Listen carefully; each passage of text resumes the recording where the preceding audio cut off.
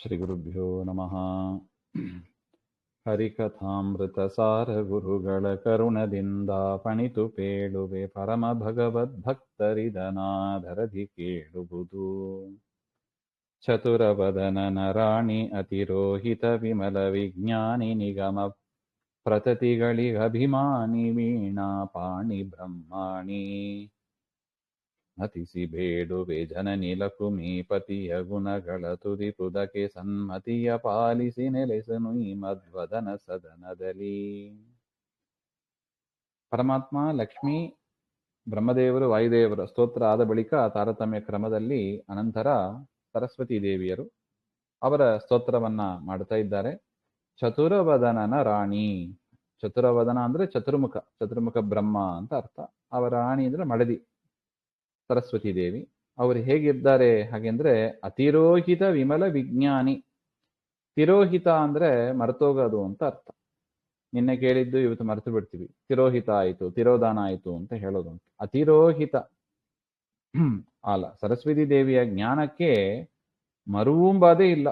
ಸದಾ ಎಲ್ಲವನ್ನ ತಲೆಯಲ್ಲಿ ಇಟ್ಟುಕೊಂಡವರು. ನೋಡಿ ಎಂತ ಸೌಭಾಗ್ಯ ನೋಡಿ ಅದು. ಪರಮಾತ್ಮನ ತತ್ವಜ್ಞಾನವನ್ನು ಬಿಟ್ಟು ಬೇರೆ ಯಾವುದನ್ನ ನಾವು ತಲೆಯಲ್ಲಿ ಇಟ್ಕೊಳ್ಬಾರದು. ಅದು ಯಾಕೆ ಇಟ್ಕೋಬಾರ್ದು ನೋಡಿ, ಇದೇ ಯುಕ್ತಿ ಅಂತ ಹೇಳೋದು. ಯಾಕೆ ಇಟ್ಟುಕೊಳ್ಬಾರ್ದು ಅಂದ್ರೆ ಅದು ಇಟ್ಟುಕೊಳ್ಳಿಕ್ಕೆ ಅರ್ಹತೆನೇ ಇಲ್ಲ. ದೇವರನ್ನ ಬಿಟ್ಟು ಇನ್ಯಾವ ವಿಚಾರವನ್ನು ಕೂಡ ನಾವು ಅವರವತ್ತು ಹಾಗೆ ಹೇಳಿದ್ರು, ಅವರವತ್ತು ನಮಗೆ ಹಾಗೆ ಮಾಡಿದ್ರು, ಅವರವತ್ತು ಅವಮಾನ ಮಾಡಿದ್ರು, ಅದೆಲ್ಲ ತಲೆಯಲ್ಲಿ ಕೂತಿರ್ತದೆ ನಮಗೆ. ಆದ್ರೆ ಅದೆಲ್ಲ ಅನ್ಫಿಟ್, ತಲೆಯಲ್ಲಿ ಇರ್ಲಿಕ್ಕೆ ಯೋಗ್ಯವಲ್ಲ. ಅಂಥದನ್ನ ನಾವು ತಲೆಯಲ್ಲಿ ಇಟ್ಕೊಂಡ್ರೆ ಪರಮಾತ್ಮನ ವಿಚಾರ ನಮಗೆ ತಲೆಗೆ ಹೋಗೋದಿಲ್ಲ, ಅದೇ ಕೊರಿತಾ ಇರ್ತದೆ. ಅದರಿಂದ ಸರಸ್ವತಿ ದೇವಿಯ ಜ್ಞಾನ ಹೇಗಿದೆ ನೋಡಿ. ಅತಿರೋಹಿತ ವಿಮಲ ವಿಜ್ಞಾನಿ, ಯಾವ ದೋಷವೂ ಇಲ್ಲದ ಅದ್ಭುತವಾದ ಸುಂದರವಾದ ಕಲುಷ ಇಲ್ಲದ ಶುದ್ಧ ಜ್ಞಾನ. ಅಂತಹ ಶುದ್ಧ ಜ್ಞಾನ ಸರಸ್ವತಿ ದೇವಿದು. ನಿಗಮ ಪ್ರತತಿಗಳಿಗೆ ಅಭಿಮಾನಿ ಅಂತ ಹೇಳ್ತಾರೆ. ಮತ್ತು ಸರಸ್ವತಿ ಅವರು ಏನಾಗಿದ್ದಾರೆ? ನಿಗಮ ಅಂದ್ರೆ ವೇದಗಳು, ಪ್ರತತಿ ಅಂದ್ರೆ ಸಮೂಹ, ವೇದ ಸಮೂಹಗಳಿಗೆ ಅಭಿಮಾನಿ, ವೇದಾಭಿಮಾನಿನಿ ಅಂತ ಅರ್ಥ. ಅಲ್ಲ, ವೇದಾಭಿಮಾನಿನಿ ಲಕ್ಷ್ಮೀದೇವಿ ಅಲ್ಲವಾ ಹಾಗೆ ಅಂದ್ರೆ ಹೌದು, ಲಕ್ಷ್ಮೀದೇವಿಯೂ ಹೌದು, ಸರಸ್ವತಿ ದೇವಿಯೂ ಹೌದು. ಲಕ್ಷ್ಮೀದೇವಿಯ ದಯದಿಂದ ಸರಸ್ವತಿಯು ಕೂಡ ವೇದಾಭಿಮಾನಿನಿ ಆಗಿದ್ದಾರೆ ಹಾಗೆ ಅಂತ. ಬ್ರಹ್ಮಾಣಿ ಹಾಗೆಂದ್ರೆ ಇದೆ, ಬ್ರಹ್ಮದೇವರ ಮಡದಿ ಅಂತ ಅರ್ಥ. ನೋಡಿ, ಲಕ್ಷ್ಮೀದೇವಿಗೆ ನಾರಾಯಣಿ ಅಂತ ಹೆಸರು. ಯಾಕೆ? ನಾರಾಯಣನ ಮಡದಿ ನಾರಾಯಣಿ.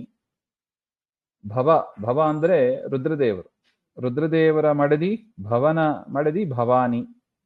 ಅದೇ ತರ ಬ್ರಹ್ಮನ ಮಡದಿ ಬ್ರಹ್ಮಾಣಿ, ಹಾಗೆ ಬ್ರಹ್ಮದೇವರ ಮಡದಿ ಅಂತ.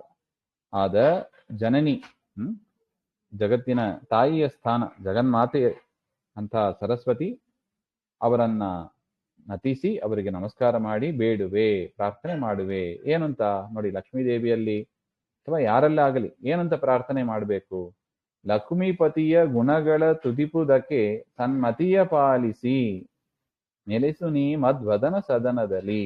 ಹಾಗೆ ಪರಮಾತ್ಮನ ಗುಣಗಳನ್ನ ಸ್ತೋತ್ರ ಮಾಡುವುದಕ್ಕೆ ನಮಗೆ ಸನ್ಮತಿಯ ಪಾಲಿಸಿ.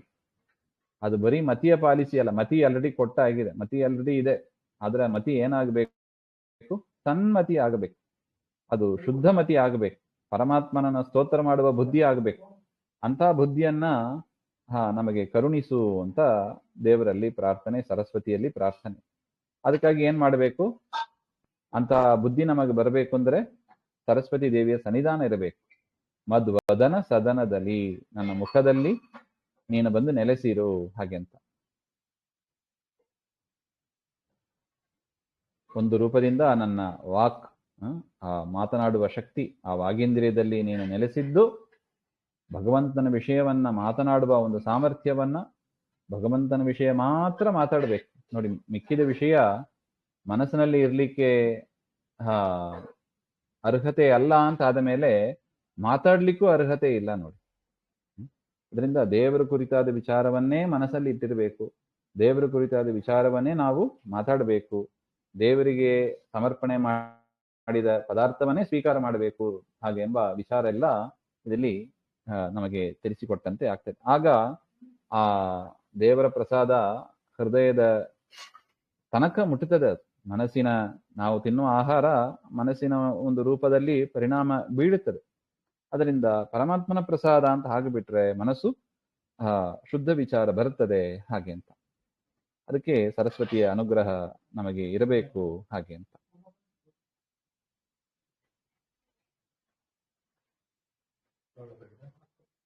ಆಗಲಿಲ್ಲ. ಇನ್ನು ಮುಂದಿನ ಪದ್ಯದಲ್ಲಿ ಭಾರತೀ ದೇವಿಯವರ ಸ್ತೋತ್ರವನ್ನು ಮಾಡ್ತಾರೆ.